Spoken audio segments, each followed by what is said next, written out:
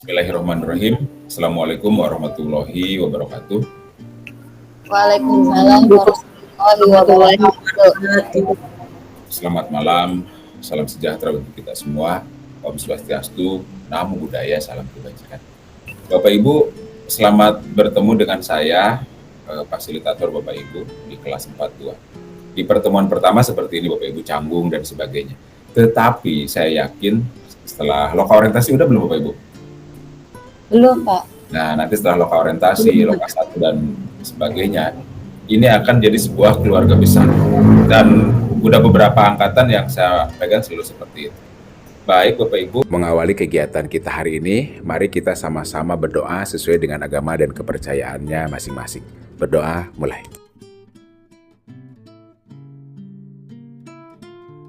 Berdoa selesai. Izinkan saya share screen untuk kita diskusi malam ini. Bagaimana Bapak Ibu, sudah tampak? Sudah, Pak. Nah, jadi seperti yang sudah Bapak Ibu baca di LMS, hari ini ada 2 JP Bapak Ibu. Lama sekali, 90 menit, apalagi besok 135 menit. Siapkan segalanya, buka hatinya gitu. Karena banyak orang yang merasa bete banget ketika melakukan tindakan seperti ini karena hatinya tertutup. Siapa sih yang di depan nggak menarik, kemudian kita juga dibumbui oleh hal-hal yang negatif, akhirnya ya ngantuk, bosan, dan sebagainya. Makanya saya berharap hari ini kita mindfulness, hadir diri seutuhnya. Yang lagi punya masalah, ya bermain peranlah ke hati, ke otak, bahwa hari ini kita memang, apa istilahnya, akan sama-sama berdiskusi di sini, dengan melepaskan realitas yang kita punya di kehidupan keseharian. Baik Bapak Ibu, 1, 2, 3, 4, 5, 6, 7, 8, 7 ya. Absensi ini sangat penting Bapak Ibu, sangat menentukan kelulusan. Jadi tolong temannya dikasih tahu karena kita keluarga ya, yang belum masuk di Japri, karena ya memang ini wajib. Baik Bapak Ibu, sebentar. Ini di tempat Bapak Ibu baru azan ya? Iya, Pak. Teman screen-nya Bapak Ibu. Saya sinyal agak bermasalah di saya. Berubah nggak Bu screen-nya Bapak Ibu? Berubah, Pak. Biodata fasilitator. Nah, katanya harus menyampaikan biodata dulu. Jadi ya saya apa istilahnya tampilkan sedikit biodata saya. Saya sebetulnya tinggal di Bandung ya Bapak Ibu ya. Kemudian tugas saya di SMK 6 Kota Tangerang, SMK Penerbangan. Pendidikan saya di UPI, kemudian juga di UNGIM. Prestasi ya bisa sedikit lah ya, karena harus ditulis katanya. Saya termasuk orang yang suka banget berkompetisi, jadi menang kalah tidak masalah. Akhirnya hasilnya seperti ini. Kemudian aktivitas, saya adalah pengajar praktik Angkatan 5, Pasil Angkatan 9, Pasil sekarang juga, penyuluh anti korupsi dan fasilitator di beberapa kegiatan narasumber di kurikulum Merdeka juga. Sepintas seperti itu Bapak Ibu biodata saya, nanti kita bisa berdiskusi. Hanya saja ini nih Bapak Ibu lihat, hari ini targetan Bapak Ibu bisa dibaca, tampak bisa dibaca nggak Bapak Ibu?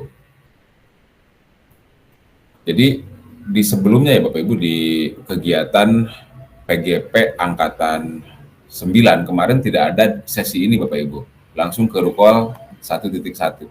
Tetapi sekarang kita ada diskusi. Tujuannya apa Bapak Ibu kita melakukan kegiatan malam ini? Boleh dilihat di kompetensi lulusan yang dituju Bapak Ibu. Yang pertama, Bapak Ibu sebagai calon guru penggerak itu harus bisa memahami peran dan alasan menjadi pemimpin pembelajaran. Karena Bapak Ibu kan nanti diasumsikan kalau rezekinya bagus, Bapak Ibu akan jadi pemimpin pembelajaran, baik itu sebagai kepala sekolah atau pengawas atau guru kelas. Semuanya kan sudah jelas kita memerlukan kompetensi ini. Kemudian yang kedua, guru penggerak melalui refleksi diri yang terdokumentasi. Bapak Ibu nanti ada refleksi 2 mingguan dan sebagainya. Mampu secara reguler mengidentifikasi kebutuhan peningkatan kompetensi dan kematangan diri. Nah, capaian umum seperti itu Bapak Ibu. Bapak Ibu bisa lihat capaian modul yang khusus. Jadi hari ini kita akan berdiskusi agar Bapak Ibu mempunyai pengetahuan tentang dasar-dasar pendidikan Ki Hajar Dewantara. Kemudian ada keterampilan mengelola pembelajaran yang berpihak pada murid pada konteks lokal, kelas, dan sekolah. Kemudian juga ada sikap reflektif kritis dalam menerapkan pembelajaran yang merefleksikan dasar-dasar pendidikan KHD yang menuntun murid untuk mencapai tercapainya kekuatan kodrat. Baik Bapak Ibu, tujuannya seperti itu. Bu Lali keluar ya.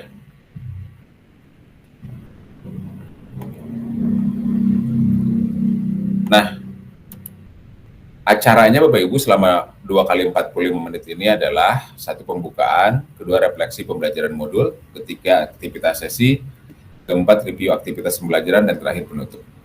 Nah, baik, di awal kita harus ice breaking dulu. Siapa tahu bisa mencairkan suasana yang tegang ya Bapak Ibu ya, sebelum kita berkenalan tentunya. Sudah siap Bapak Ibu? Silahkan open mic semuanya. Dibuka, bebas dibuka dulu sekarang. Oke. Jadi katanya Bapak Ibu, pastilah kalau Bapak Ibu yang aktif udah nggak asing dengan hal semacam ini, tapi ya kita coba saja. Niatnya adalah untuk membuat sedikit fresh aja. Bapak Ibu sudah siap? Siap, Pak. Siapa?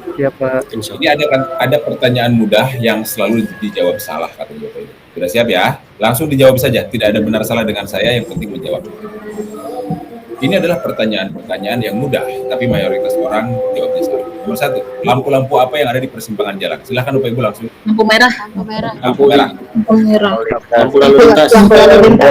Lampu lalu Oke, lintas, Pak. jawabannya rata-rata menjawab lampu merah. Dan jawaban yang benar adalah Lampu lalu lintas. lampu merah kuning hijau. Boleh, lampu lalu lintas juga boleh. Berikutnya, ban beca ada berapa ayo? 2. 2. 3, Pak. 2. Ban pertanyaan 3. Sudah membuktikan. 2. Aduh. Apa? Lanjut ya. Kalau pakai tubeless, Pak. Ya benar, kalau pakai cubles nggak ada ban dalam, cuma ban beca ada cublesnya nggak apa-apa. Oke.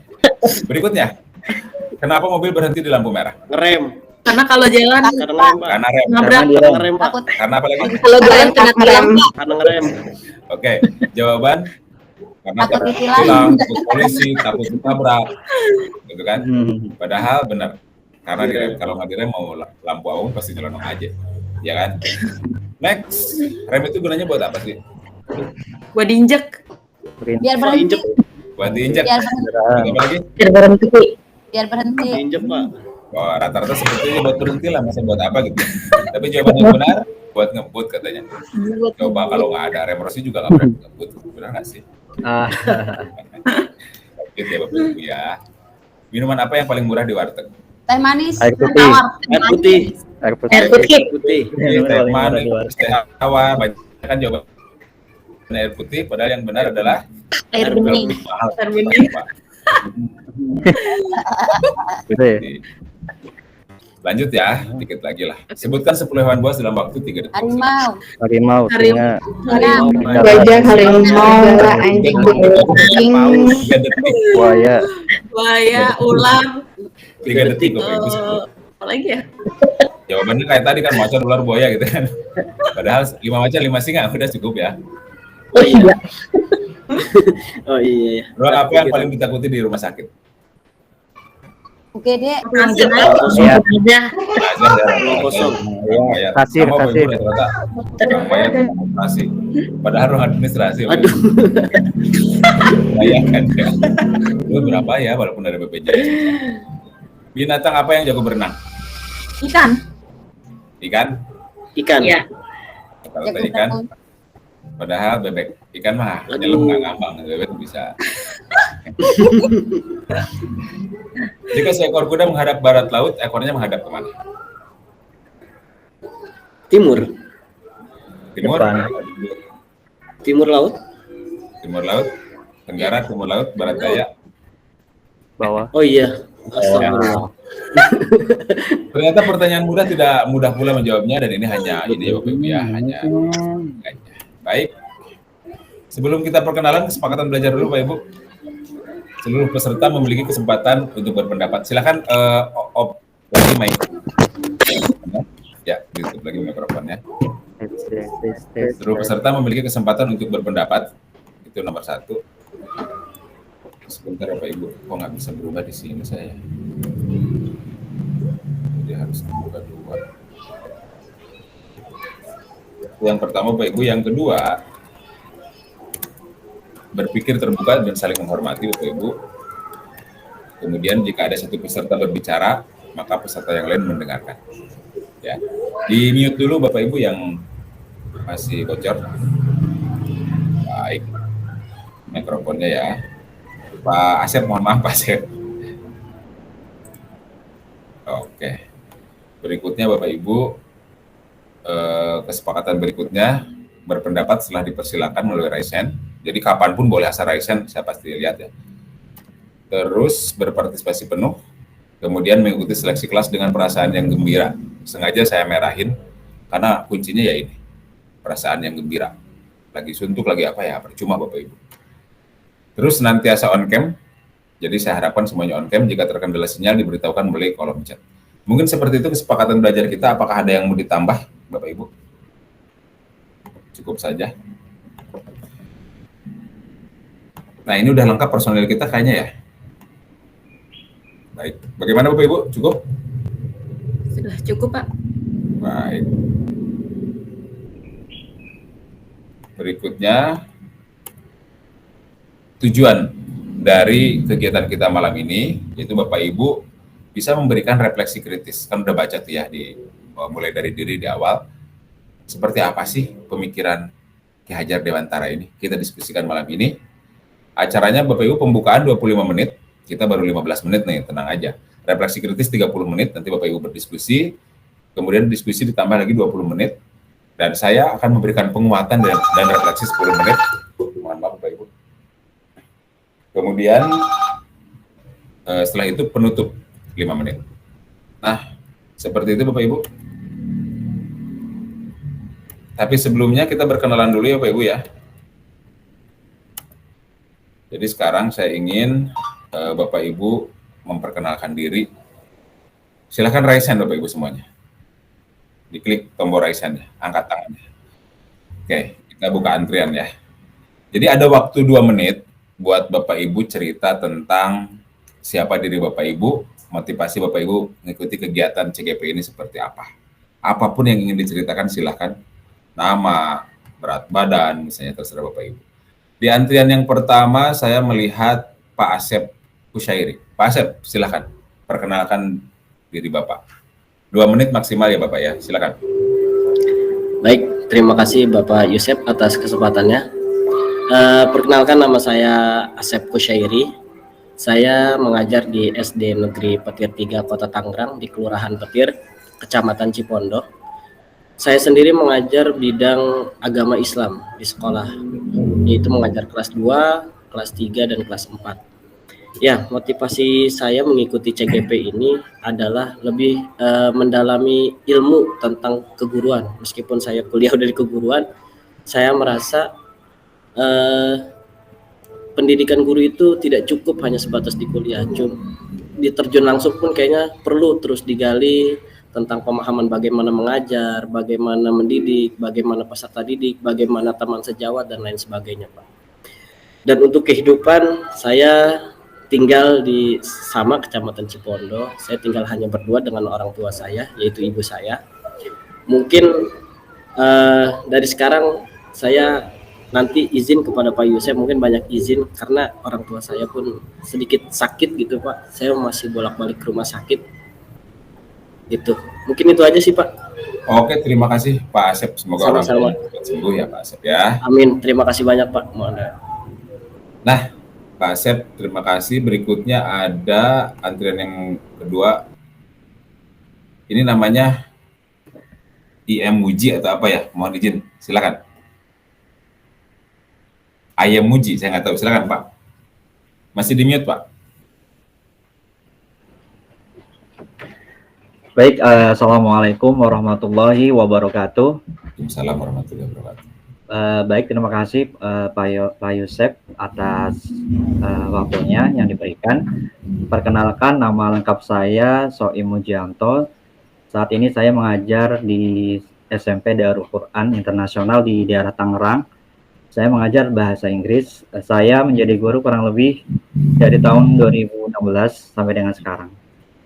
Kemudian motivasi saya mengikuti program guru penggerak ini, salah satunya adalah saya ingin selalu menjadi, berusaha untuk selalu menjadi guru yang dirindukan oleh siswa gitu. Jadi ketika misalkan jam kosong itu mereka tidak senang ketika saya tidak mengajar gitu, tapi ketika saya misalkan ada keperluan tidak mengajar itu anak-anak datang, Pak kenapa kemarin tidak mengajar gitu kan. Jadi guru yang dirindukan dengan menggunakan media dan inovasi pembelajaran yang saat ini diperlukan untuk anak-anak.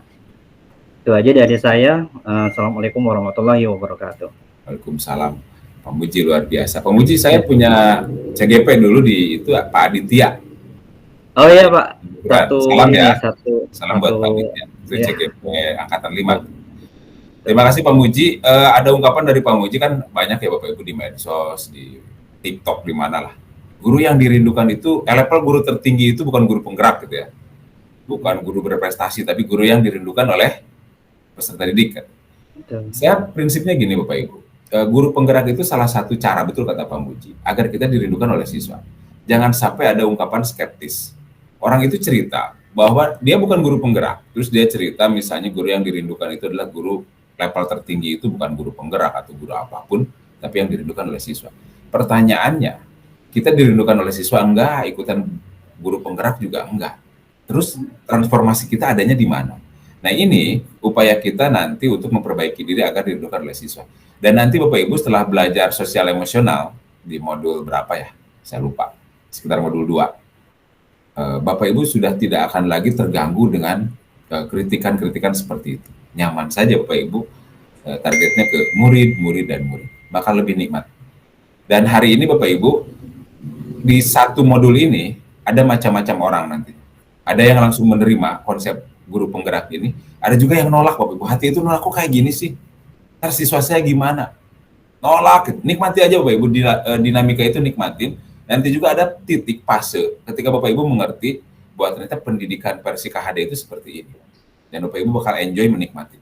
Wajar ya sekarang ada ketidaknyamanan dan sebagainya. Saya juga mengalami, biasanya hanya 1 bulan, ya 1 bulan lah Bapak Ibu. Kesananya udah benar-benar rindu, Pak Asep kangen Pak Muji, Bu Epi juga jadi temenan dekat dengan Bu Rahma, saya percaya itu.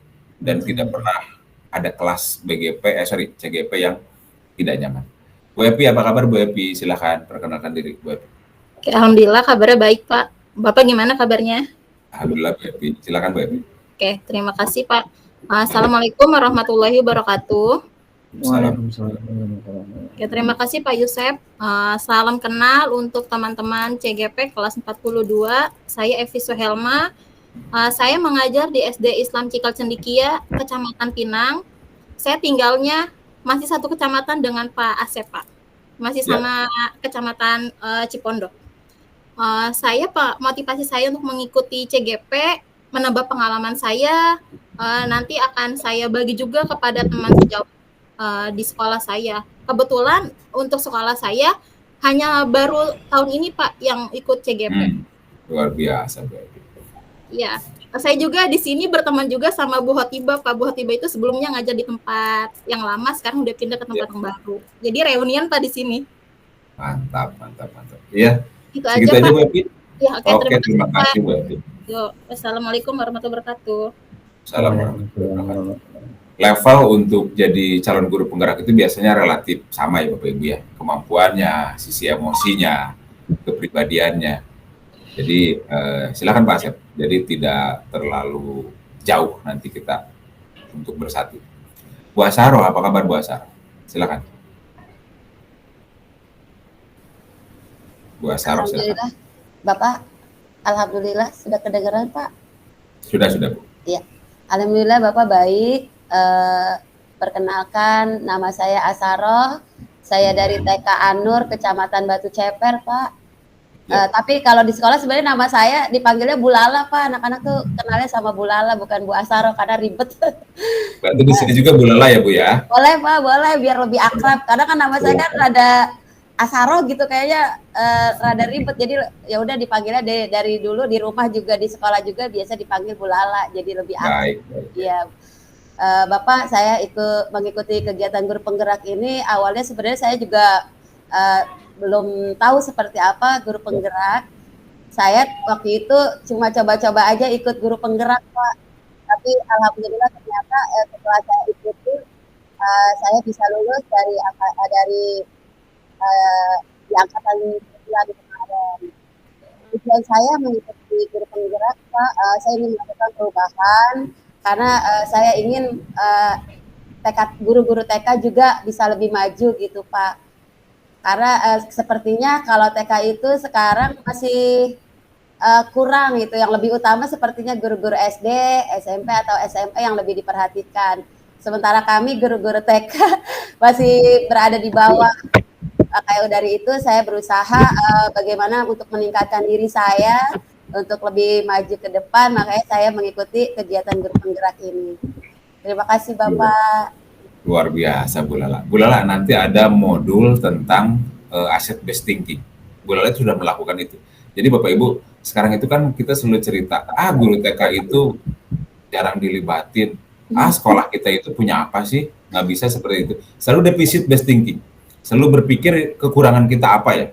Tetapi nanti setelah Ibu cerita dan membaca tentang asset based thinking di guru penggerak, sikap seperti Bu Lala yang akan dilakukan. Kita punya apa sekarang? Kita akan melakukan apa? Tidak lagi cerita kita kurang apa, tapi apa yang kita punya, kita optimalkan. Nah, itu salah satu nanti hasil dari guru penggerak yang sekarang sifat itu udah mulai dipraktekkan oleh Bu Lala. Bu Lala, kuncinya berbahagia di sini ya. Baik Bapak, terima kasih. Kalau masalah tugas, masalah apa, ada kolaborasi nanti dari teman-teman yang lain. Betul Bapak, untuk tugas, mohon maaf. Untuk tugas saya masih banyak ketinggalan karena saya masih banyak belajar, Pak.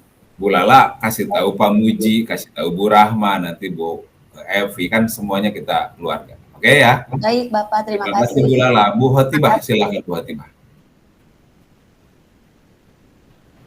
Ya, Assalamualaikum warahmatullahi wabarakatuh Pak. Waalaikumsalam warahmatullahi wabarakatuh. Perkenalkan, nama saya Khotibah Mahdinisa, saya biasa dipanggil Nisa.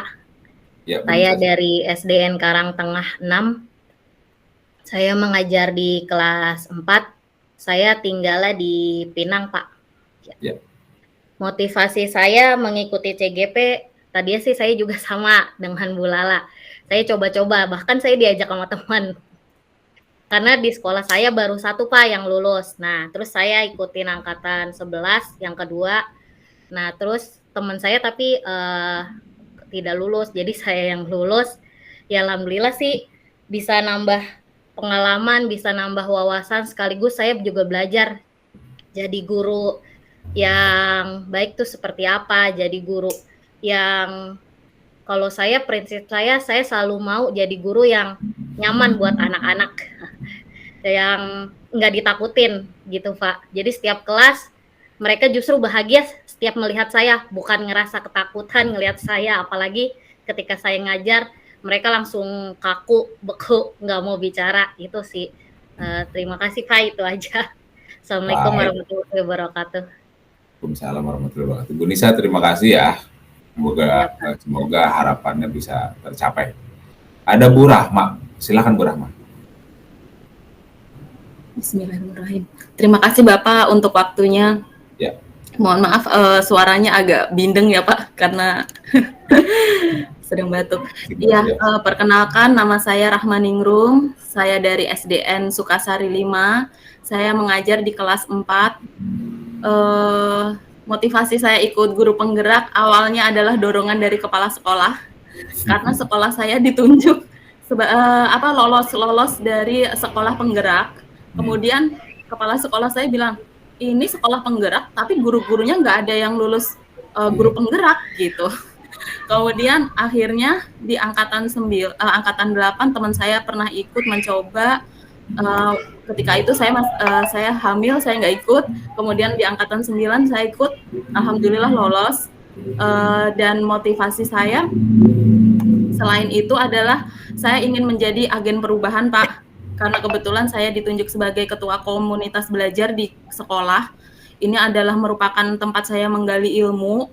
Ya, mungkin di CGP saya banyak belajar untuk saya tularkan kembali di komunitas belajar di sekolah saya.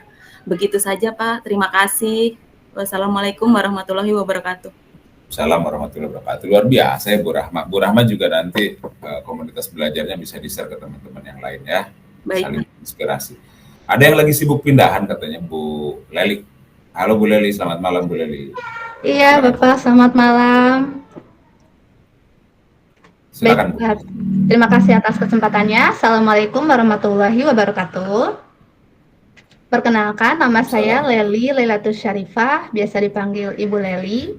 Saya mengajar di SMP Negeri 27 Kota Tangerang. Saya tinggal di Kota Bumi, Pak. Jadi kebetulan mau renov rumah, Pak. Jadi ini sedang beres packing-packing gitu. Sebenarnya renovnya nanti di weekend ini, tapi dari sekarang sudah packing-packing gitu, Pak. Jadi mohon maaf kalau ada agak berisik karena ada yang supir-supir gitu, Pak. Udah mau angkut-angkut gitu. Mohon maaf, Bapak, jika ada suara-suara bising Silakan, gitu. silakan. Baik, itu motivasi saya untuk ikut pendidikan guru penggerak adalah karena saya ingin terus belajar, Pak, dan ingin terus mengembangkan diri. Karena saya sadar semakin saya banyak belajar, semakin saya sadar saya tuh nggak tahu apa-apa gitu, Pak. Jadi pengen belajar seperti itu. Itu Bapak mungkin. Terima kasih atas kesempatannya. Assalamualaikum warahmatullahi wabarakatuh. Waalaikumsalam warahmatullahi wabarakatuh. Semoga cepat selesai renovnya ya Bu. Nah, ada Pak Retno, Mas Retno, silakan. Halo, Assalamualaikum. Waalaikumsalam, silakan Mas. Udah jelas Pak suara saya? Agak kecil kalau di saya, nggak tahu di teman-teman yang lain. Halo. Halo. Silakan, silakan. Ya. Assalamualaikum warahmatullahi wabarakatuh. Selamat malam. Saya Retno Haryanto, bertugas di SDN Bojong 1, Kecamatan Pinang, Kota Tangerang. Sebelum menjadi guru, sebetulnya saya lebih lama menjadi operator sekolah, Pak. Hampir beberapa tahun jadi operator sekolah, mungkin baru 4 tahun belakang ini saya jadi guru kelas. Ya, adapun motivasi saya untuk mengikuti CGP adalah untuk menambah wawasan dan menambah pengetahuan, Pak, bagaimana menjadi guru yang lebih baik untuk anak-anak di kelas, Pak. Oke, itu saja, Pak. Terima kasih. Oke, Pak Retno, biasanya operator itu IT-nya oke ya. Jadi buat ibu-ibu nanti kalau misalnya terkendala teknis, nanti bakal ada standar loh, Bapak Ibu. Ketika kultur Pak Retno presentasi kok dia nggak pakai Canva, dia pakai apa misalnya, yang lain pasti ngikutin, dan itulah ada terjadi pergantian budaya dari Bapak Ibu untuk mengerjakan tugas dan sebagainya. Kelas kita kan keluarga, jadi nanti akan saling membantu. Bapak Ibu, saya sebetulnya ingin melihat PP ya, Bapak, dua-duanya Bapak atau ada ibunya PP-nya Bapak Ibu? Bapak ya? Bapak Mungkin semua, Pak. Dua-duanya, Pak. Bapak semua ya. udah ada belum ya? Bapak dari pengajar praktik apakah sudah hadir? Karena kalau saya biasanya rukol saya itu ditemenin oleh PP dan mereka pun sama memberikan masukan kepada Bapak Ibu. Jadi enak kan penilaian akhirnya. Baik, karena PP-nya tidak ada Bapak Ibu, boleh raise hand ya untuk menanyakan perkenalan dan sebagainya. Tapi alangkah lebih tepat biar lebih efisien juga waktunya, kita langsung ke sini Bapak Ibu. Ada refleksi kritis ya tentang pemikiran KHD. Seperti ini Bapak Ibu udah baca kan di modul 1.1 Bapak Ibu? Oke. Satu orang saya ingin ada yang cerita apa yang ingin disampaikan oleh Bapak Ibu ketika Bapak Ibu melihat pemikiran KHD dengan 3 semboyan Ingar Susung Tilada, Ing Madya Mangun Karsa, Tuturi Handayani, dan apa itu budi pekerti dan menuntut. Mungkin satu orang untuk pemikiran KHD, satu orang untuk budi pekerti dan menuntut. Silakan raise hand Bapak Ibu. Bu Rahma, silakan Bu Rahma. Halo Bu Rahma. Ya, baik Bu Bapak. Rahma mau yang atas, mau yang bawah, atau mau dua-duanya? Terserah. Satu aja. Untuk budi pekerti dan menuntun ya Pak. Ya, silakan. Baik, terima kasih Bapak untuk kesempatannya yang diberikan kepada saya. Mohon maaf teman-teman jika ada yang perlu dibenarkan, silahkan. Jika ada komentar yang perlu dibenahi juga saya persilahkan. Menurut saya budi pekerti dan menuntun ini saling berkesinambungan ya Pak. Kalau menuntun itu menurut saya adalah memberikan siswa kebebasan untuk mengeksplorasi pembelajaran dan mencari jati diri, dan sebagai pendidik tentunya kita semua harus menjadi fasilitator untuk mereka berkolaborasi dengan mereka. Nah, menuntun ini tentunya di era sekarang ini banyak ya kata-kata yang modern dari anak-anak. Contohnya kayak jir, kayak gitu-gitu gitu kan. Itu perlu tuntunan dari kita guru mendampingi mereka kepada siapakah mereka berbicara, kita kasih pemahaman untuk siapa kata itu disampaikan, bagus atau tidak. Mungkin anak-anak apalagi di fase B ya, saya di kelas 4 itu anak-anak itu cenderung meniru dari gadget gitu, dari TikTok, YouTube dan sebagainya gitu. Nah, diperlukan kita sebagai guru itu sangat perlu sekali mendampingi anak-anak bagaimana mereka berkomunikasi dengan baik, tentunya dengan budi pekerti mereka ya, kayak seperti sikap sopan santun dan tutur bahasa. Seperti itu Pak menurut saya. Terima kasih.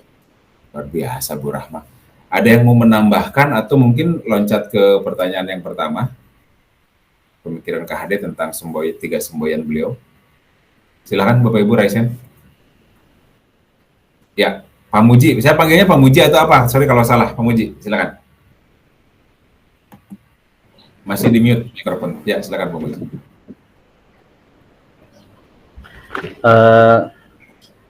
Bismillahirrahmanirrahim. Sedikit saya mungkin menambahkan. Sebetulnya saya langsung ke yang pertama tadi ya Pak, untuk ini tadi tentang yang kedua, tentang pemikiran Kak Hadi itu Pak. Halo. Silakan Pak. Ya, jadi pengajaran dan pendidikan memang kedua-duanya erat hubungannya, tetapi menurut saya pengajaran adalah bagian dari pendidikan. Kenapa?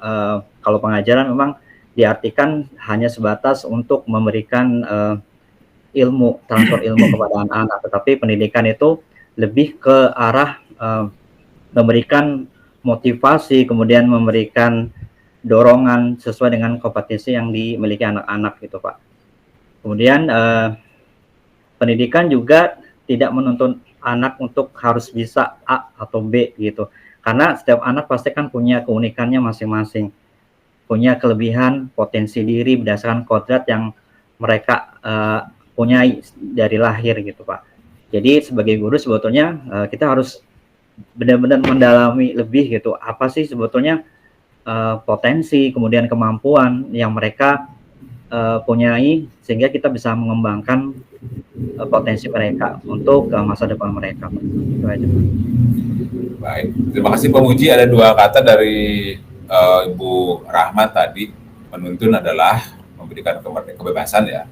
Dari Pak Muji ada perbedaan tentang pengajaran dan pendidikan. Yang lain silakan, saya catat. Ini masih yang sering kita bahas di baju anak, di baju ya. Ingar Sasung Talada, Ingmadia Mangun Karsa dan Tuturi Handayani. Saya rasa sudah pada paham, tapi menurut teknis ya harusnya berikan. Pak Jumarli ternyata. Pak Jumarli silakan. Pak Jumarli tadi udah perkenalan belum ya? Belum. Iya Pak, belum Pak. Dari mana aja Pak Jumarli? Iya Pak, baru pulang dari itu Pak, dari ngajar tadi Pak. Pak Jumarli perkenalan, kemudian lanjut ke sini Pak. Silakan. Oh, baik Pak. Nama saya Jumarli, Bapak Ibu semua, dari SD Tangerang 14. Saya guru bidang studi untuk mata pelajaran PJ OPA Pak. Gitu. Terus motivasi ikut CGP itu sebenarnya dipaksa Pak, sama guru-guru teman-teman saya ngajar paksa. Terus terakhir itu sama sekarang kepala sekolahnya Bu Rahma tuh di Pasar 5 tuh, Bu Awat tuh. Jadi satu-satunya guru laki yang dipaksa sama beliau itu ya saya di sekolah itu waktu di Tangerang 14. Dan alhamdulillah saya lolos, ternyata ya saya bersyukur bisa belajar gitu Pak. Gitu. Mohon iya Pak, mohon sedikit untuk apa ya, menjelaskan apa yang saya pikirkan dari budi pekerti dan menuntun Pak. Ya.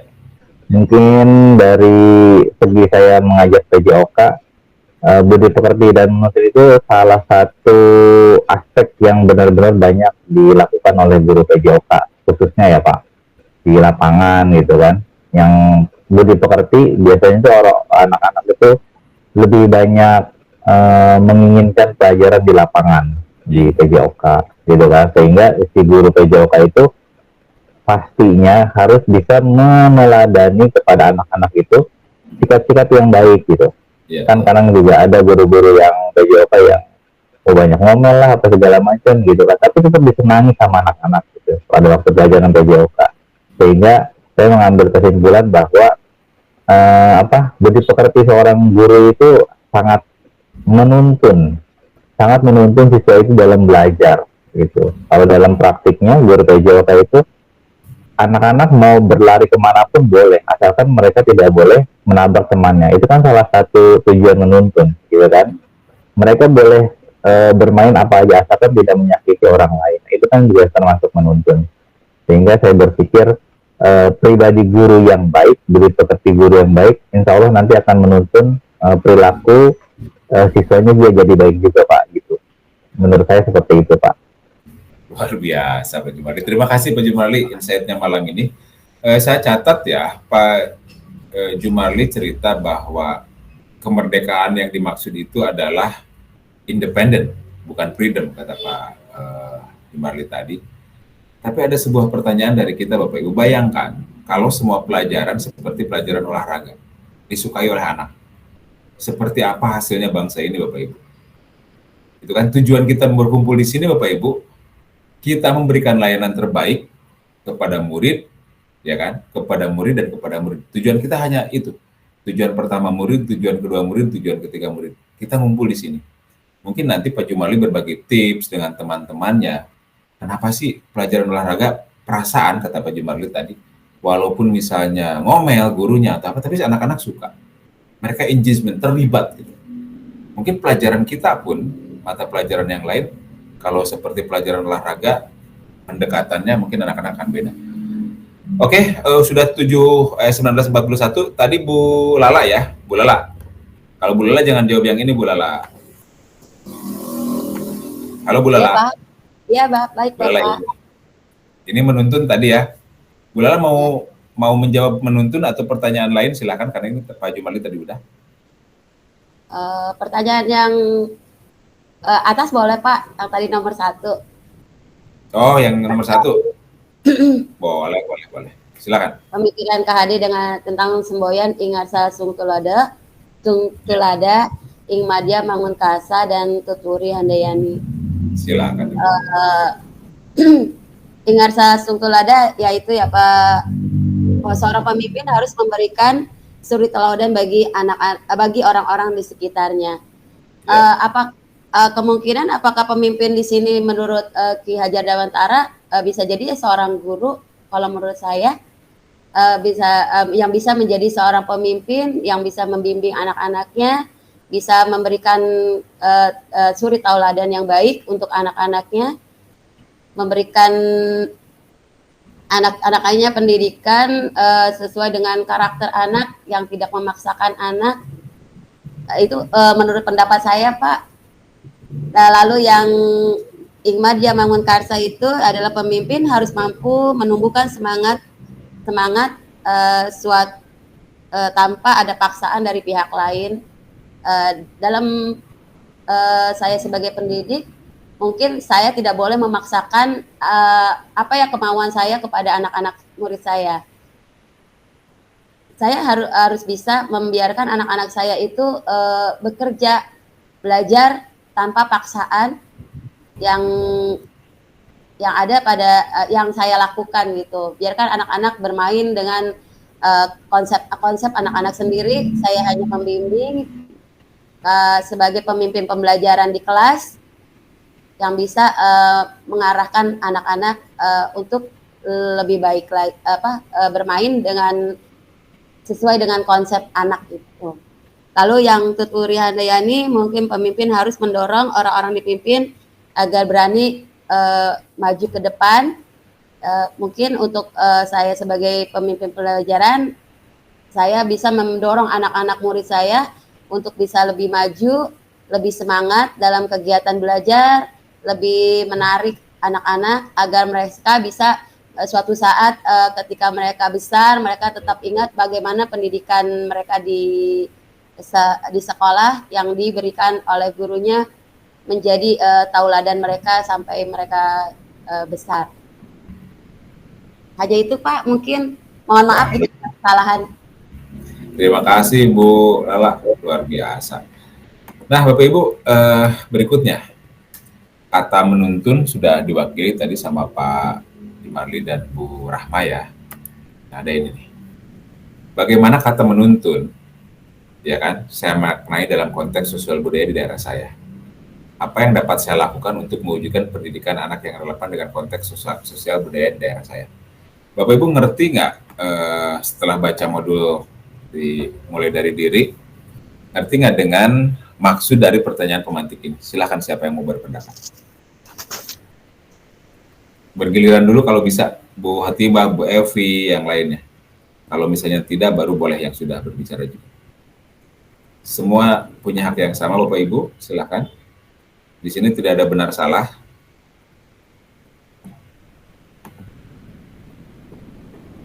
Arti kata menuntun tadi sudah banyak dibahas oleh Pak Jumali, Pak Bu Hatibah. Halo Bu Hatibah, silakan. 2 pertanyaan ya Bapak Ibu. Masih di-mute mikrofonnya. Saya izin jawab yang menuntun untuk melanjutkan, boleh Pak? Silakan. Ya, menurut saya menuntun itu kita itu sebagai guru itu sebagai fasilitator, ya Pak. Ya. Fasilitator itu tugasnya itu yaitu Pak berkolaborasi dengan siswa, di mana kita sebagai fasilitator itu membangun kreativitas siswa, membangun jati diri siswa, untuk meningkatkan bagaimana cara dia belajar dengan kita sebagai fasilitator berkolaborasi dengan anak-anak, lalu untuk membangun kreativitas mereka, misalnya mereka bisa ya di mana bakatnya di mana gitu Pak ketika di kelas. Nah, tujuan kita itu sebagai fasilitator yaitu membangun bakat-bakat mereka, membangun jati diri mereka untuk menjadi murid yang lebih berani, murid yang lebih percaya diri, begitu sih Pak, kurang lebih. Baik, Bu Hatibah, terima kasih. Saya ingin mendengar Bu Evi. Bu Evi, mau berpendapatkah Bu Evi? Silakan. Saya mau menambahin ya Pak yang nomor 1. Silakan. Yang menuntun. Oke, kasih Pak waktunya. Saya akan menambahkan untuk yang menuntun. Jadi karena kita sebagai pendidik, sebagai guru, tugas kita itu memberikan arahan yang baik untuk siswa, bimbingannya, terus kita juga harus menggali motivasinya. Bagaimana sih motivasi anak itu biar anak itu lebih semangat lagi belajarnya. Terus juga kita harus mengetahui Pak, bagaimana sih bakat minatnya seperti itu. Jadi kita itu selalu melakukan pendekatan kepada anak. Jadi dengan pendekatan kepada anak pun ke kita sebagai pendidik jadi dekat juga, jadi aware juga, jadi ada trust-nya juga kepada pendidik seperti itu, dan sehingga anak-anak juga dari hasilnya, dari hasil belajarnya pun akan lebih baik dan lebih berkembang dengan baik.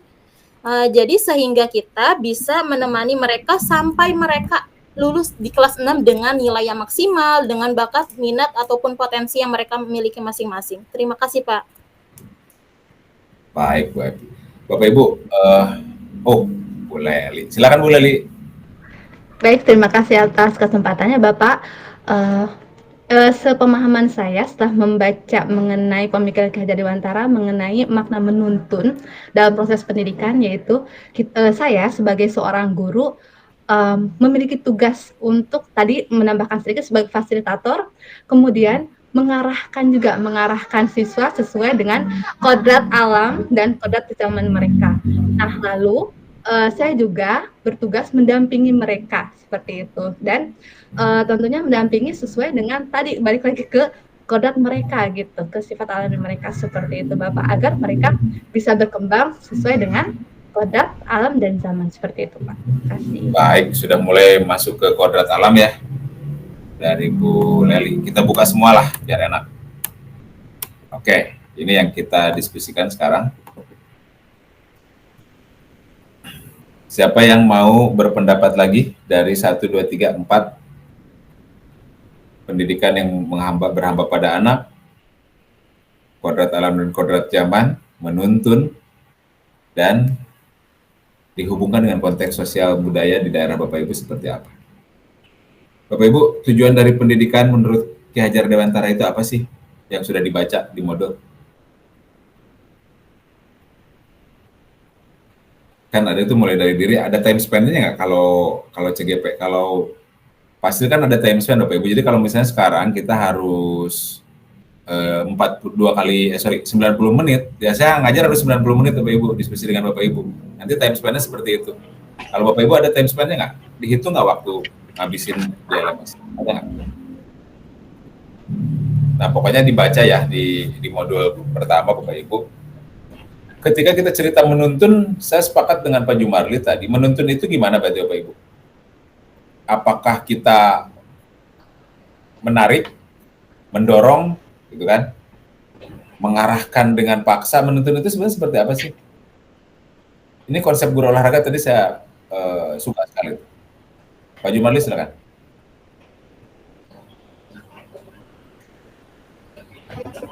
Ya, baik Pak, terima kasih Pak. Tadi sih saya kepikirannya ini Pak, ingat kalau kita menuntun anak kecil ya Pak, yang baru belajar jalan ya, yang sekitar umur 2 tahun atau 3 tahun lah gitu. Kan kita pegang tangannya itu, dia jalan di jalan itu kan, kadang dia ngelihat sesuatu yang dia sukai, tapi kita lihatnya kayaknya itu bahaya gitu kan, tapi kita tarik lagi gitu kan. Atau misalkan sebaliknya, kita melihat dia mau ke arah sana gitu kan, terus kita lihat oh ini oke nih gitu kan, bagus buat dia, itu kita arahkan dia dengan baik juga.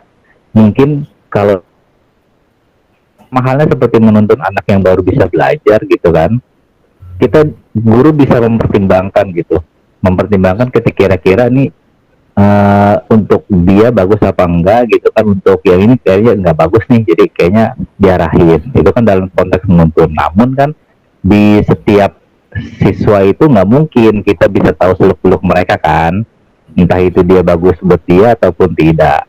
Di kehidupan nyata yang sekarang kan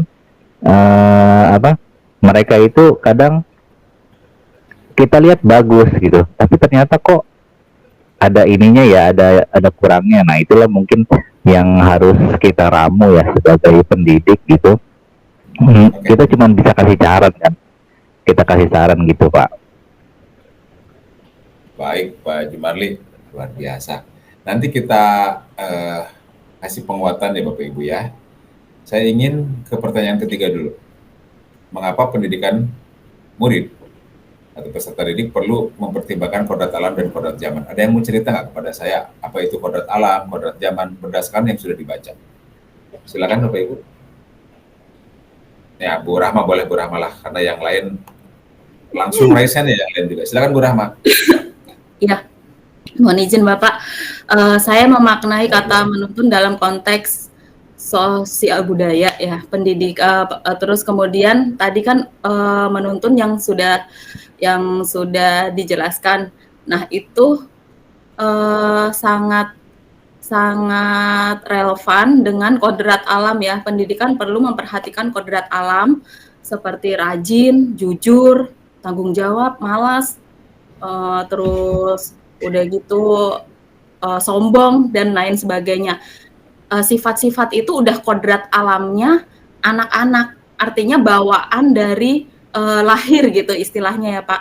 Tapi kita sebagai pendidik gitu bisa memoles atau memperbaiki yang buruk menjadi baik. Contohnya kayak misalkan ini anak males nih gitu, gimana caranya biar dia jadi rajin, atau kita bisa mendampingi hal yang positifnya.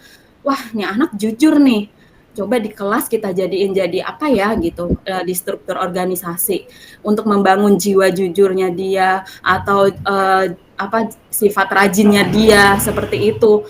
Nah, jadi itu tadi kenapa pendidik perlu mempertimbangkan kodrat alam ya. Kita harus membaca situasi sifat bawaan si anak itu. Menurut saya seperti itu, Pak. Baik. Yang lain mungkin ada yang mau berpendapat? Ada 4 pertanyaan. Yang belum disentuh itu nomor 2, nomor 3, dan nomor 4. Jadi nomor 1 kita abaikan. Silakan. Saya ingin mendengar pendapat dari yang lain yang sudah membaca mulai dari diri modul 1.1. Kalau belum membaca ya nebak-nebak aja dulu lah. Silakan.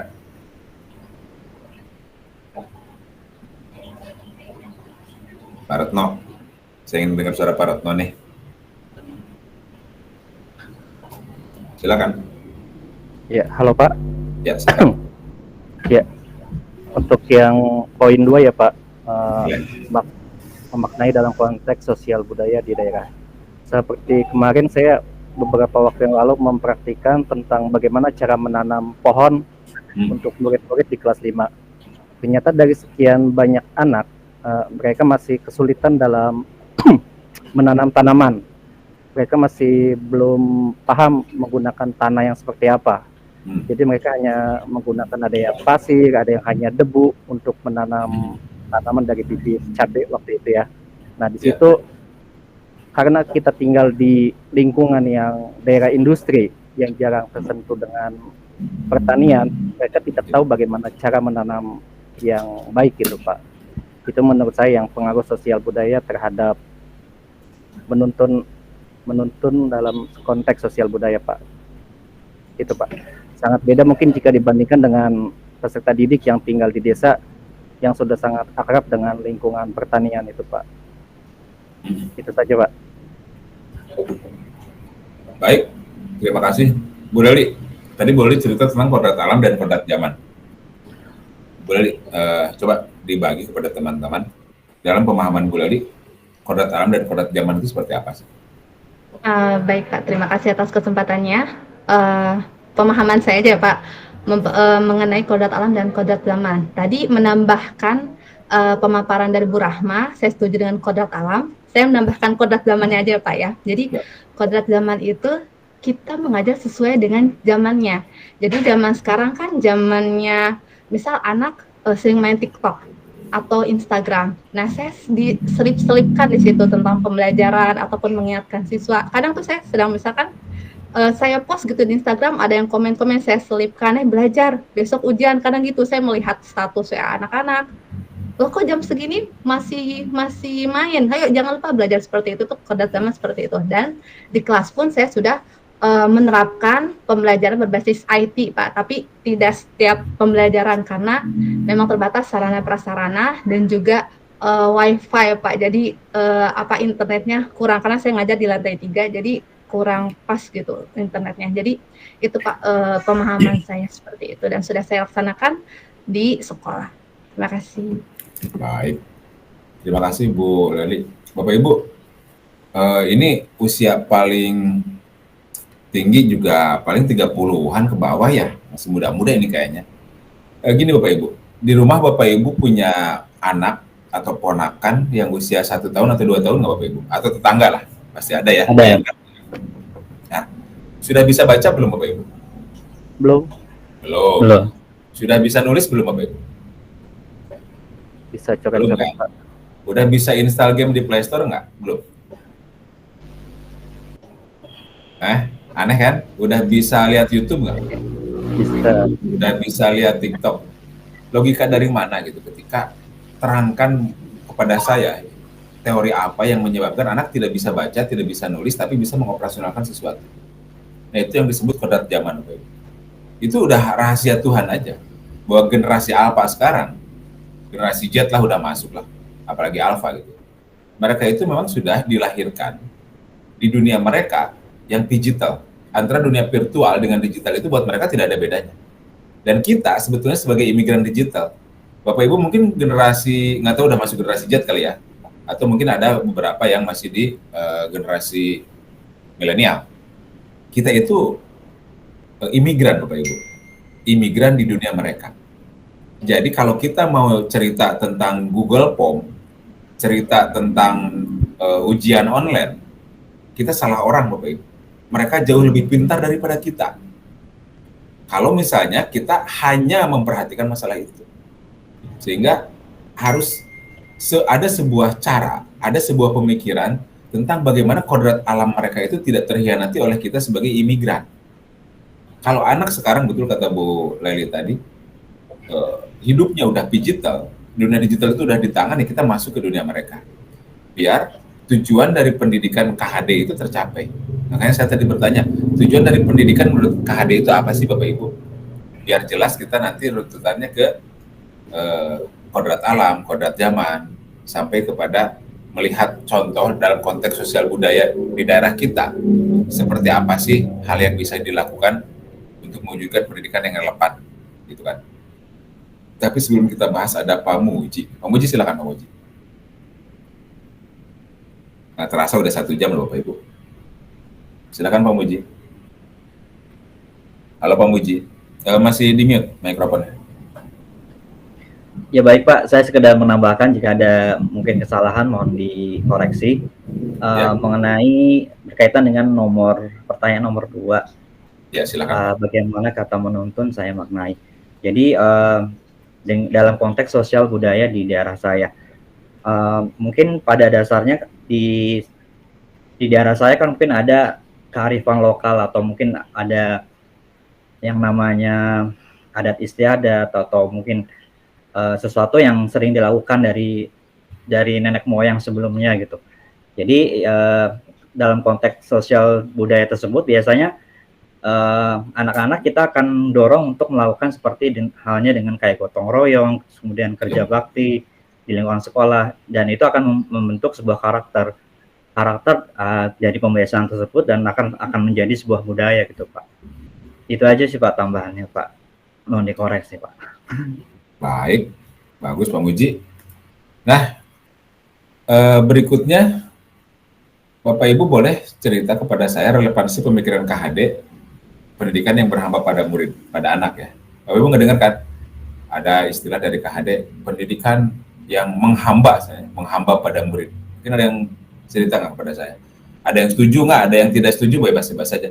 Karena Pak Jumarli kayaknya kritis juga menyikapi konsep pendidikan guru itu harus menghamba pada murid.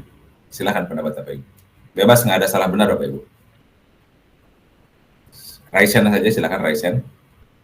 Nomor 4 nih. Karena ini harus dibahas ya, di teknisnya harus dibahas. Nanti Bapak Ibu akan dikuatkan lagi, tenang aja. Bapak Ibu baca lagi, Bapak Ibu mengerjakan tugas lagi, Bapak Ibu juga ada aksi nyata, ada juga elaborasi konsep dari instruktur. Jadi tahapannya tenang Bapak Ibu. Sekarang belum ngerti, nanti juga bakal ngerti dengan sendiri. Silakan pertanyaan nomor 4. Apa relevansi pemikiran KHD? Ya, Bu Leli, silakan Bu Leli. Baik Pak, terima kasih atas kesempatannya.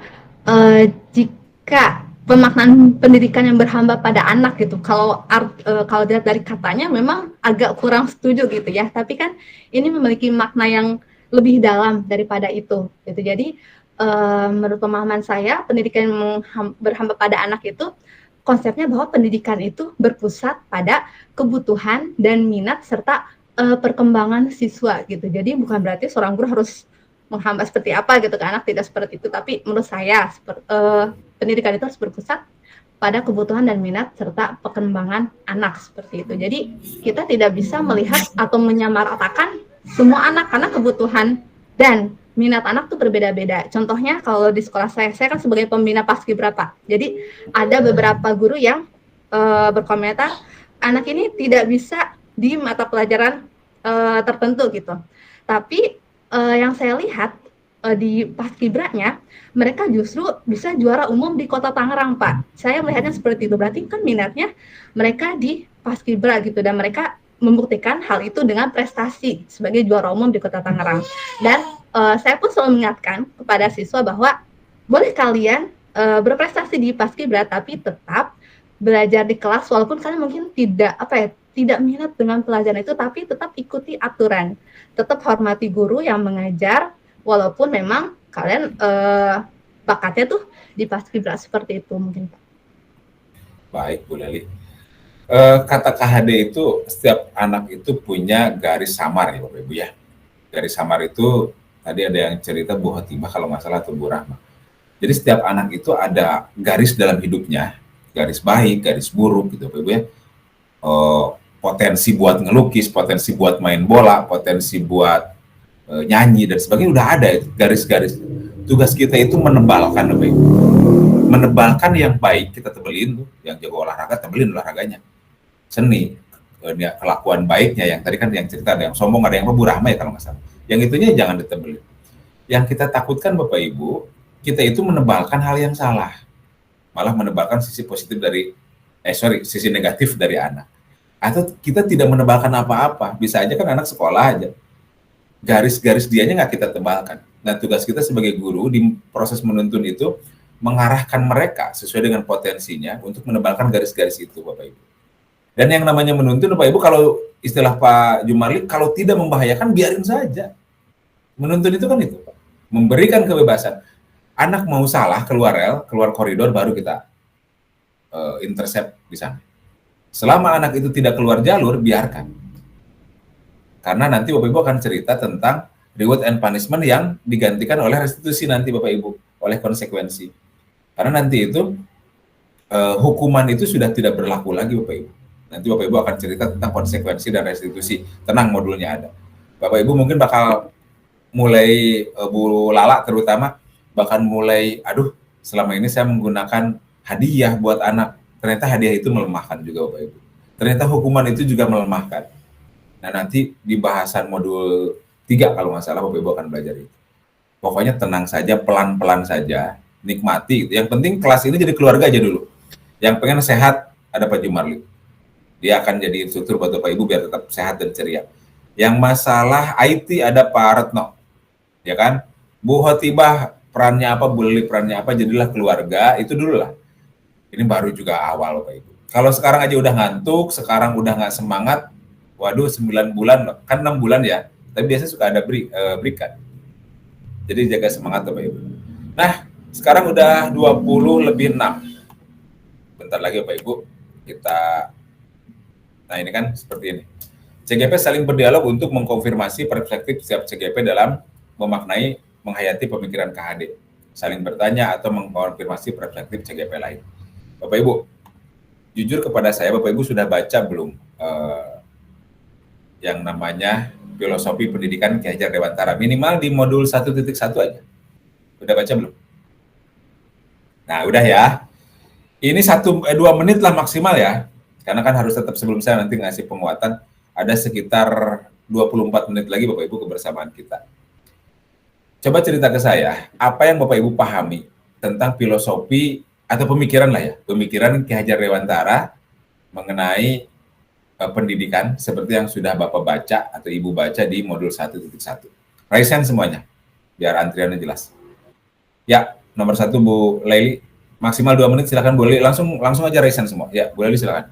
Baik, setelah saya membaca modul dari Ki Hajar Dewantara, saya memiliki pemahaman bahwa murid itu ada sebagai pusat pendidikan, jadi sebagai subjek pendidikan. Jadi saya sebagai guru menjadi fasilitator bagi siswa dan melihat kemana nih siswa mau diarahkan sesuai kebutuhan dan minat siswa tersebut. Dan yang paling saya tanamkan dalam diri saya gitu ya, bahwa saya harus memanusiakan manusia kepada siswa, walaupun mereka masih di bawah umur gitu, usia SMP, tapi saya harus memperlakukan mereka sebagaimana manusia pada umumnya. Seperti itu, Pak. Terima kasih. Luar biasa, Bu Leli. Oke, memanusiakan manusia. Antrian berikutnya ada, sebentar, Bu Lala. Silakan Bu Lala. Halo Bu Lala, silakan. Ya, Bapak, baik. Menurut saya setelah mempelajari modul tentang Ki Hajar Dewantara, saya belajar tentang pendidikan dan pengajaran yang berpusat pada anak. Jadi guru itu harus belajar itu mengikuti ininya anak itu, kemampuan anak, karakter anak, agar pendidikan dan pengajarannya sesuai gitu kan. Ya itu aja Pak. Oke Bu Lala, terima kasih. Pak. Pak Asep Kusyairi, silakan Pak Asep. Baik Pak, terima kasih atas waktunya. Setelah saya membaca modul 1.1 perihal bagaimana pemikiran Ki Hajar Dewantara mengenai pendidikan pengajaran, pengaruh zaman dan alam itu tidak bisa kita hindari Pak ya. Semakin tua kehidupan maka semakin berkembang juga bagaimana kita mendidik anak-anak. Nah, anak-anak itu tumbuh sebagaimana kodratnya, sebagaimana alamnya. Nah, Ki Hajar Dewantara ini sangat memperhatikan, sepertinya sangat memperhatikan kodrat-kodrat dalam pertumbuhan anak ini. Nah, pengajaran proses pendidikan dalam memberikan ilmu untuk kecakapan hidup anak secara lahir batin, sedangkan pendidikan memberi tuntunan terhadap segala kekuatan. Jadi, pemikiran KHD ini memiliki keyakinan bahwa untuk menciptakan manusia Indonesia yang beradab itu, maka diperlukan suatu kunci ya untuk mencapainya. Maka Ki Hajar Dewantara itu memberikan pengajaran berupa melalui tuntunan. Begitu aja Pak, terima kasih. Baik, Pak Asep, terima kasih Pak Asep. Bu Rahma, silakan Bu Rahma. Baik Bapak, menurut saya pendidikan dan pendidik harus memandang anak dengan rasa hormat dan harus berorientasi pada anak. Kemudian pendidikan harus holistik dan seimbang, yang mana akan membawa pada kesempurnaan budi pekerti anak. Nah, saya sebagai pendidik, saya terus mengembangkan diri saya bagaimana mendidik anak mengikuti perkembangan zaman. Itu aja Pak. Baik, terima kasih Bu Rahma. Kita ingin mendengarkan pendapat selanjutnya dari Pak Muji. Silakan Pak Muji. Halo Pak Muji.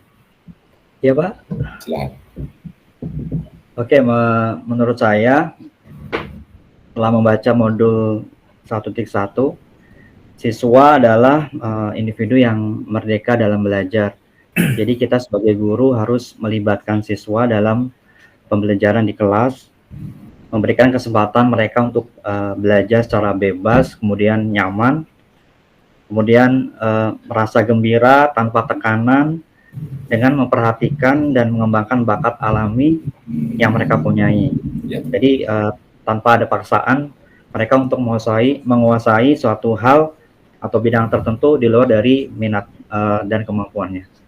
Jadi yang ditegaskan di sini adalah mereka adalah sukses dengan jalan mereka masing-masing. Jadi be the best version of yourself. Jadi semua punya keunikannya, punya kemampuannya, dan kita tinggal mengembangkan bakat yang mereka punyai. Kemudian setelah itu, walaupun mereka bebas, bukan berarti bebas secara arti kata bebas, tetapi guru masih punya andil di situ adalah sebagai pamong.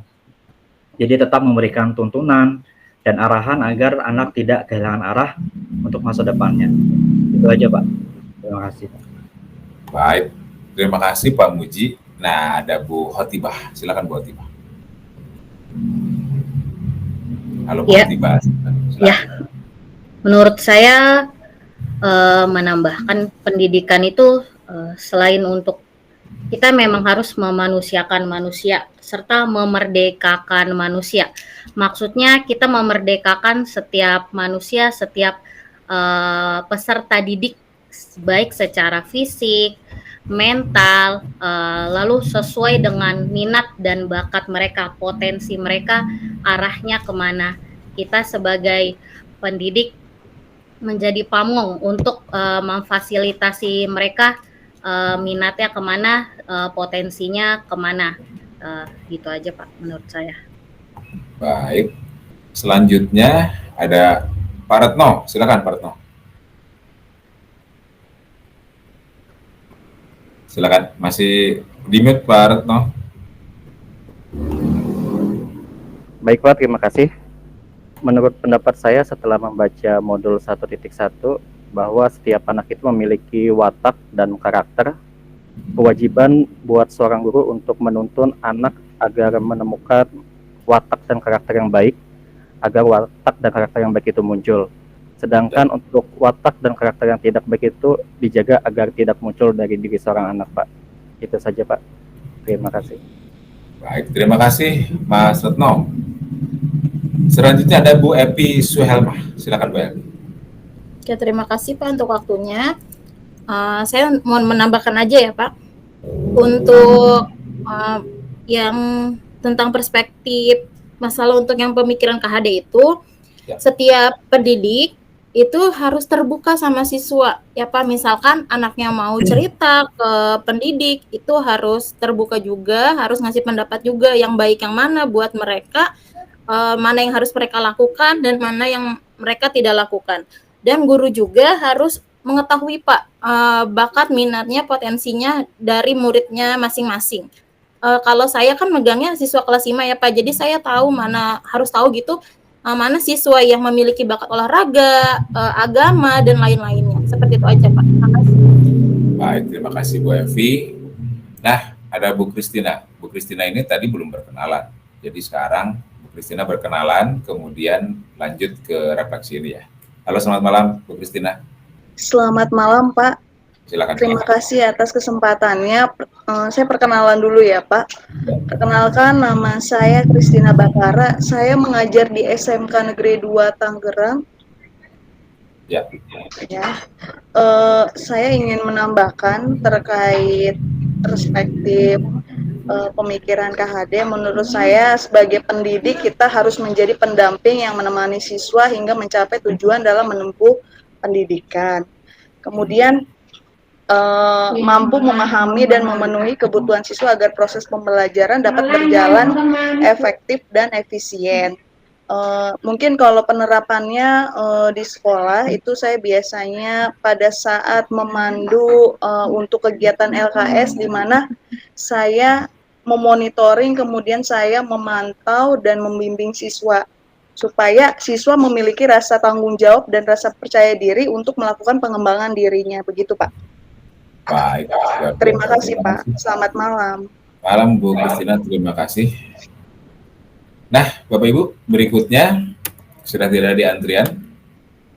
Saya coba membuat mind map ya, substansi modul 1.1 Bapak Ibu. Apakah bisa dilihat Bapak Ibu? Bisa Pak. Bisa ya, sebentar. Saya sinyalnya agak kurang maksimal.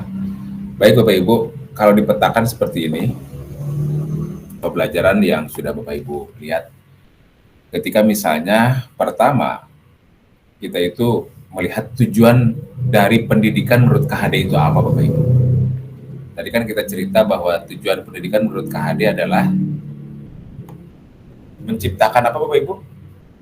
Murid yang selamat dan bahagia, bahasa liarnya seperti itu ya. Selamat dan bahagia, baik itu sebagai individu maupun bagian dari masyarakat. Nah, untuk proses selamat dan bahagia itu Bapak Ibu ada banyak cara yang kita lakukan, diantaranya mengoptimalkan potensi dari peserta didik. Optimalisasi potensi dari peserta didik itu Bapak Ibu bakal terbentuk secara teoritis kalau kita memperhatikan kodrat alam dan kodrat zaman dari anak. Kan seperti itu. Tadi kan kita cerita, ketika misalnya zaman sudah digital seperti sekarang, kita tidak boleh lagi mengagung-agungkan cara lama kita untuk mendidik mereka, sudah tidak akan kena. Ketika kita tahu bahwa passion mereka itu beda-beda, rencana mereka itu berbeda, maka kita pun harus memberikan sebuah pembelajaran yang menyangkut kebutuhan mereka. Bapak Ibu, KHD telah menyatakan kepada kita bahwa setiap anak itu berbeda. Guru itu harus seperti petani, harus memelihara dengan penuh kasih sayang. Petani itu kan ketika menanam, benihnya berbeda-beda. Ada benih cabai, ada benih jagung. Kalaupun semuanya benih jagung, kualitasnya beda Bapak Ibu.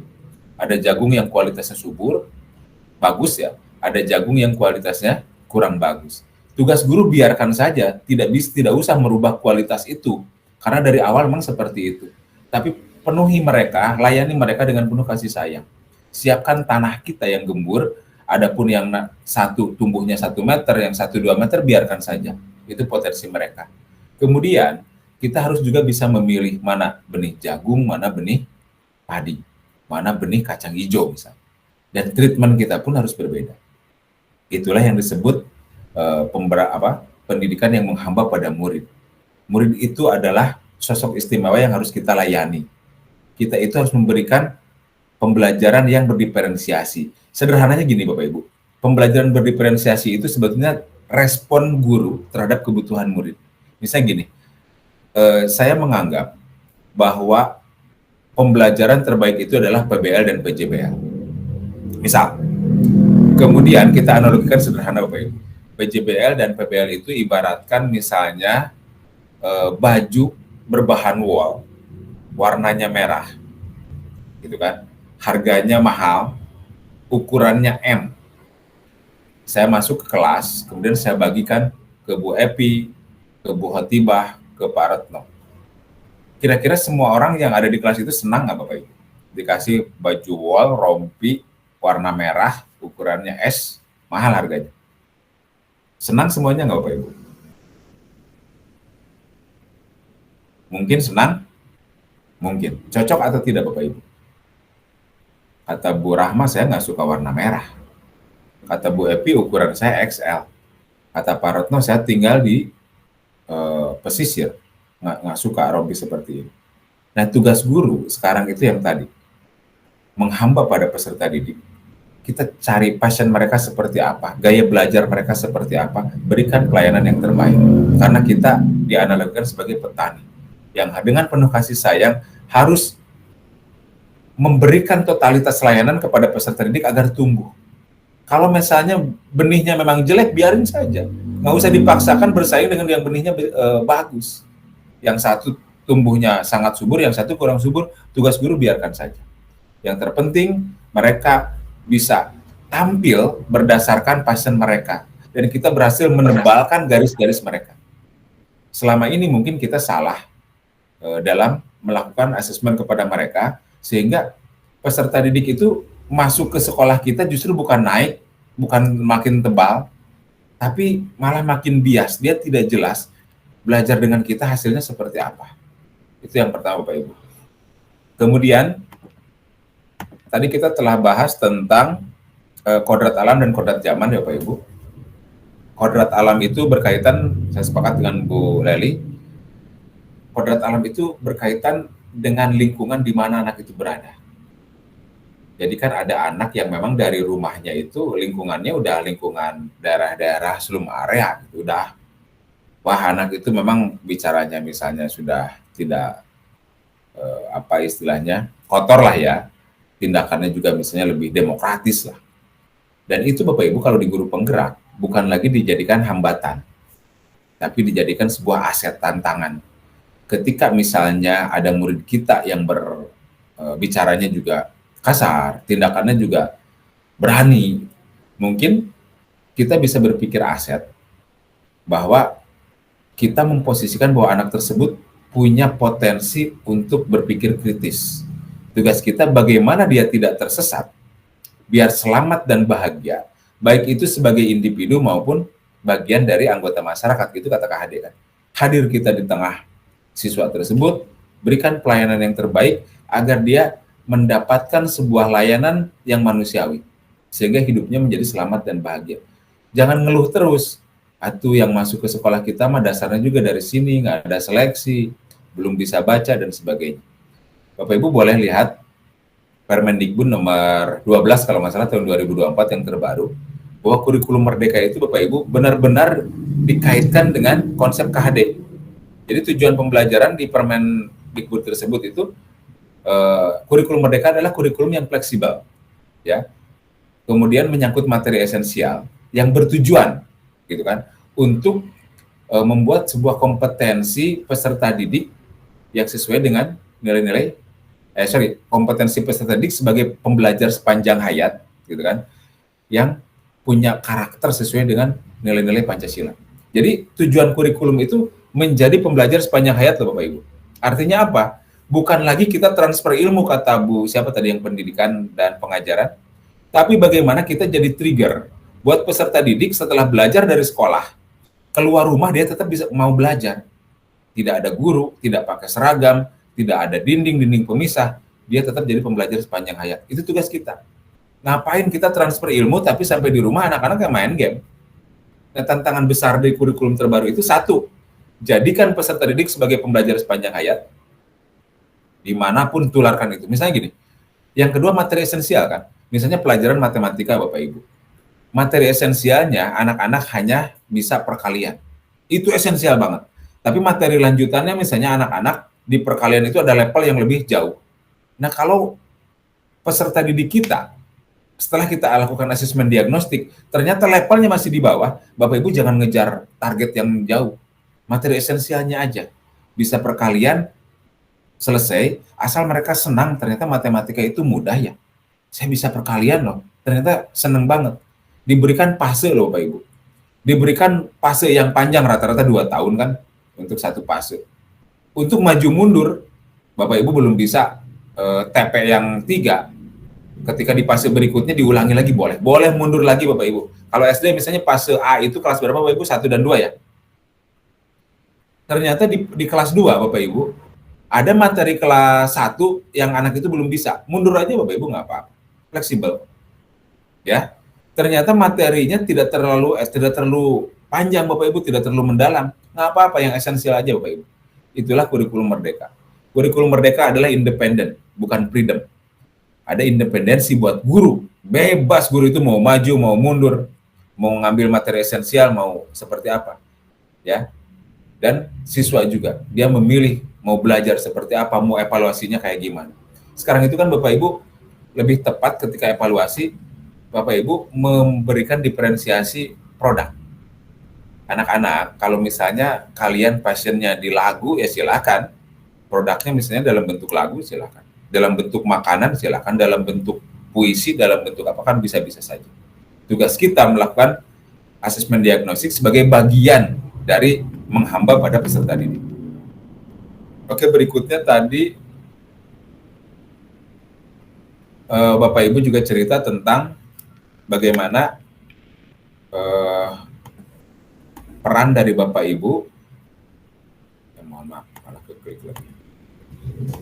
Bagaimana peran Bapak Ibu dalam mengimplementasikan konsepsi dari KHD. Bapak Ibu gini ya, pertama kali masuk guru penggerak itu Bapak Ibu diajarkan tentang filosofi KHD.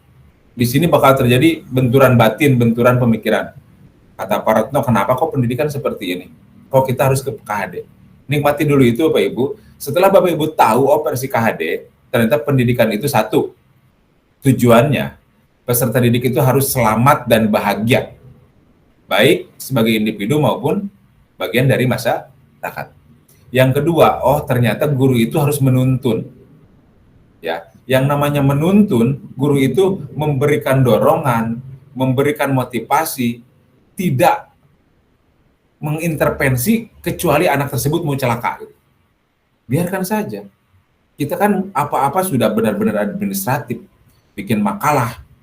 Saya misalnya gini, saya mencoba memberikan evaluasi yang versi saya sih komprehensif ya, asesmen komprehensif. Misalnya gini, sebagai warga negara muda, saya cerita, kalian bikin satu proyek yang mencerminkan bahwa kalian itu cinta terhadap negara kalian. Boleh dalam bentuk lagu, boleh dalam bentuk lukisan, puisi, maka apapun saya cerita.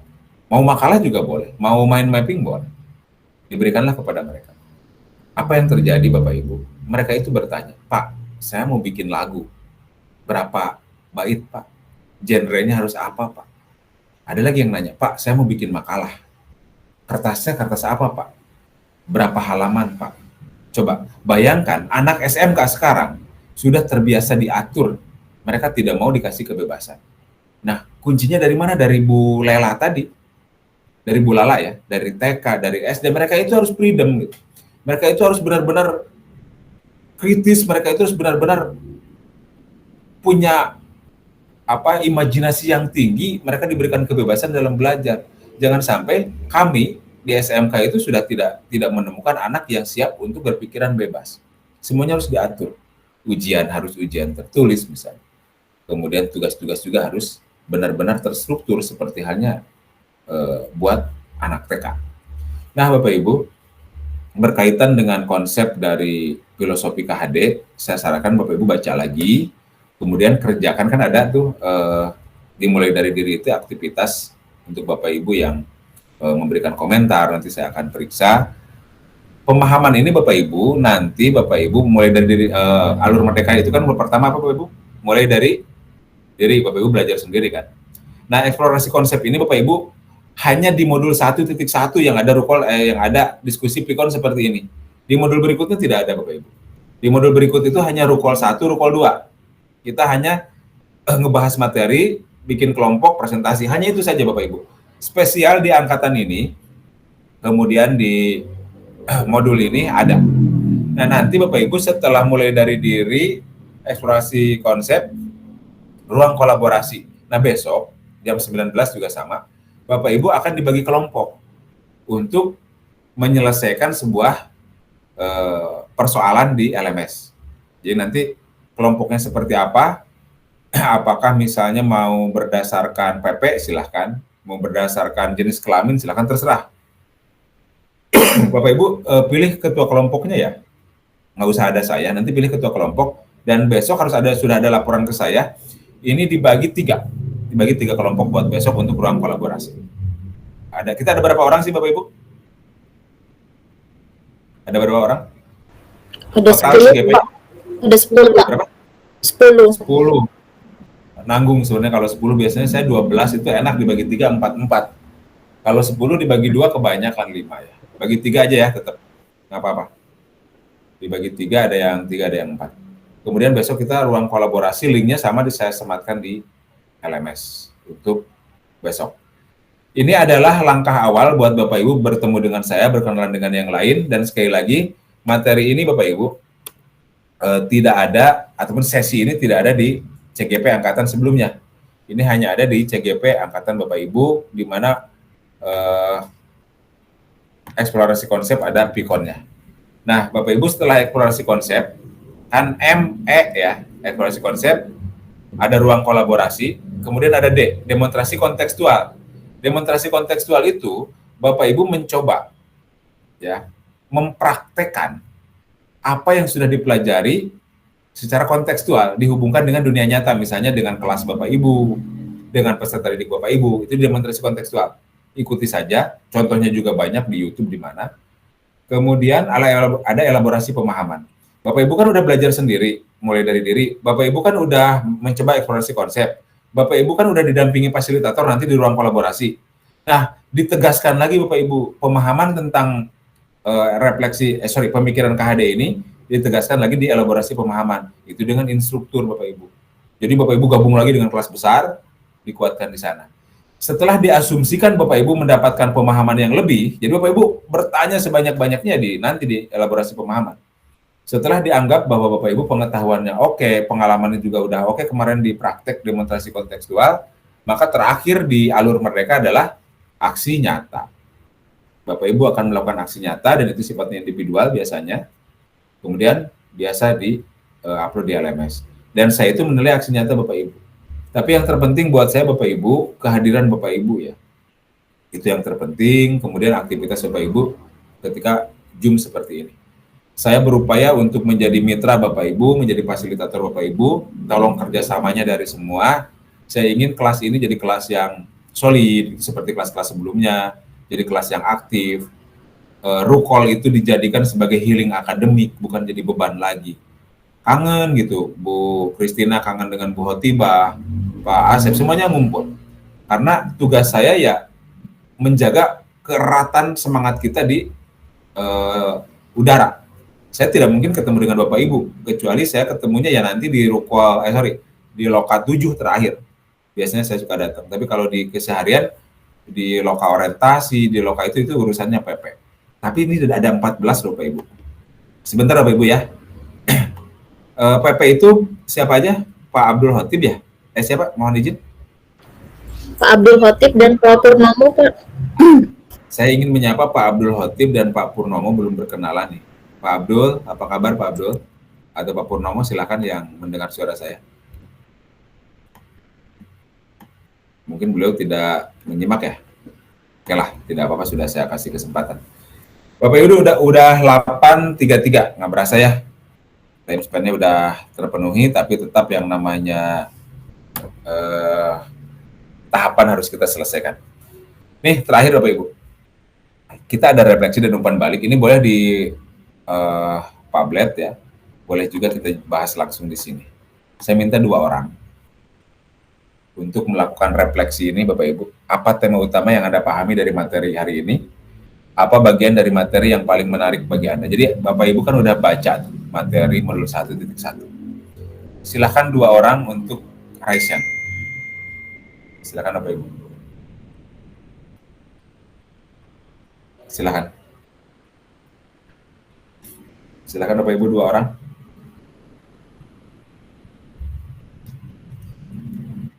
Ya, boleh Li, silakan. Satu lagi silakan menyusul. Boleh Li, silakan. Baik, terima kasih atas kesempatannya. Tema utama yang saya pahami di materi hari ini yaitu mengenai refleksi pemikiran Ki Hajar Dewantara, mengenai apa pandangan beliau mengenai pendidikan, seperti itu Pak.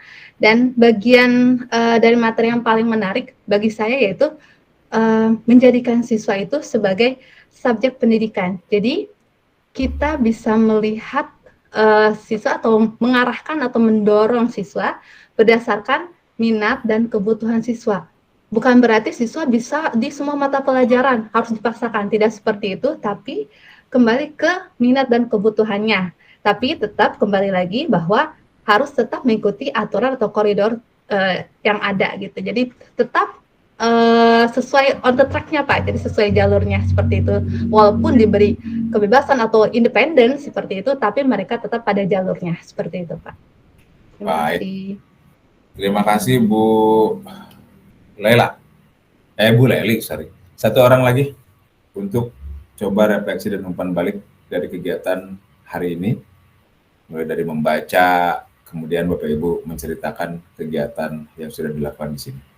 Mungkin silakan satu orang sebelum kita closing. Bu Rahma, halo, silakan Bu Rahma. Bos, jangan bosan ya Pak. Ya, silakan Bu. Kebetulan saya mencatat Pak. Ya. Tema utama yang paling saya pahami adalah tadi ya tentang menuntun, membimbing. Kemudian untuk bagian materi yang paling menarik adalah menurut saya yang ini semboyan KHD ya Pak, yang ing ngarso sun tulodo ing madya mangun karso tuturi handayani, itu sangat apa ya, sangat udah mewakili keseluruhan gitu loh. Guru harus menjadi teladan, guru harus membangkitkan semangat murid, kemudian guru harus memberikan dorongan kepada murid. Menurut saya itu materi yang mencangkup keseluruhannya. Begitu menurut saya. Terima kasih Pak. Baik, terima kasih Bu Rahma. Bapak Ibu, tidak terasa ya, kita sudah di penghujung. Dan pesan saya kepada Bapak Ibu untuk besok rupal, mudah-mudahan Bapak PP-nya bisa diingatkan untuk hadir buat melihat juga perkembangan Bapak Ibu di sini. Nah, sekarang Bapak Ibu, kita udah sampai di penghujung. Sebagai penutup, belajar adalah kunci untuk membuka pintu kesuksesan. Jadi kan setiap pelajaran sebagai kesempatan untuk tumbuh dan berkembang. Sebelum kita tutup Bapak Ibu, saya mengucapkan terima kasih ya. Bapak Ibu sudah mau berbagi di sini di kegiatan rupal kita malam ini. Semoga ada manfaatnya. Kemudian satu Bapak Ibu, konsep apapun hanya akan seperti resep obat Bapak Ibu. Kita udah tahu bagaimana menjadi guru versi KHD. Guru ideal itu seperti apa? Guru yang harus berpihak pada murid, guru yang harus menjadikan pembelajar sepanjang hayat, guru yang harus melakukan pembelajaran atau mempraktikkan pembelajaran berdiferensiasi. Semuanya kita pahami, semuanya konsep-konsep itu kita hafalkan. Tapi ketika tidak pernah kita praktekkan, maka semuanya akan sia-sia. Karena Bapak Ibu, 1 ton perkataan, 1 ton konsep dan ilmu pengetahuan itu tidak akan ada artinya apa-apa ketimbang dengan 1 ons praktek baik kita untuk membuat peserta didik kita jauh lebih baik dari kondisi sekarang. Mereka berbahagia, selamat, dan bisa mengoptimalkan potensi dirinya, bisa sesuai dengan passion atau rencana mereka, sehingga pembelajaran atau proses pendidikan kita menjadi menyenangkan, tidak terpaksa, tidak tertekan, tidak seperti halnya dalam kegiatan yang formalistik. Baik, kita foto dulu ya Bapak Ibu ya. Silakan untuk saya belum tampil nih, bentar.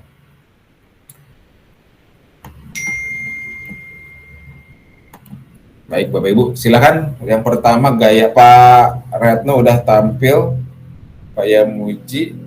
Oh, saya co-host ya, bukan host, nggak apa-apa lah, satu-satu aja. Silakan gaya pertama Bapak Ibu.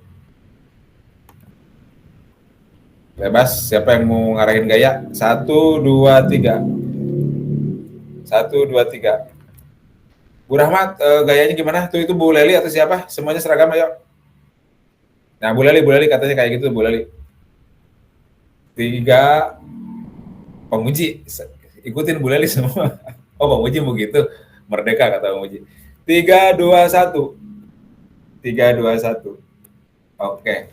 Bapak Ibu, sekali lagi terima kasih atas kebersamaan kita. Ini baru awal, tenang saja ya, masih panjang. Mohon maaf bila ada salah-salah kata. Saya hanya menemani Bapak Ibu lewat online. Keseharian Bapak Ibu di dunia nyata lah, ditemenin sama Pepe. Jadi sering-seringlah konsultasi dengan Pepe. Besok jam 19.00 kita rukol. Jangan bosan, linknya nanti saya sematkan di LMS. Terima kasih, saya Yusef Kaya pamit. Assalamualaikum warahmatullahi wabarakatuh. Assalamualaikum warahmatullahi wabarakatuh. Belum berdoa, sorry Bapak Ibu. Assalamualaikum warahmatullahi wabarakatuh. Baik, agar kita berkah Bapak Ibu, kita tutup kegiatan kita dengan doa ya. Kita sehat, semua beban kita diingatkan di kekuatan buat kita untuk menyelesaikan masalah-masalah kita. Untuk itu berdoa mulai.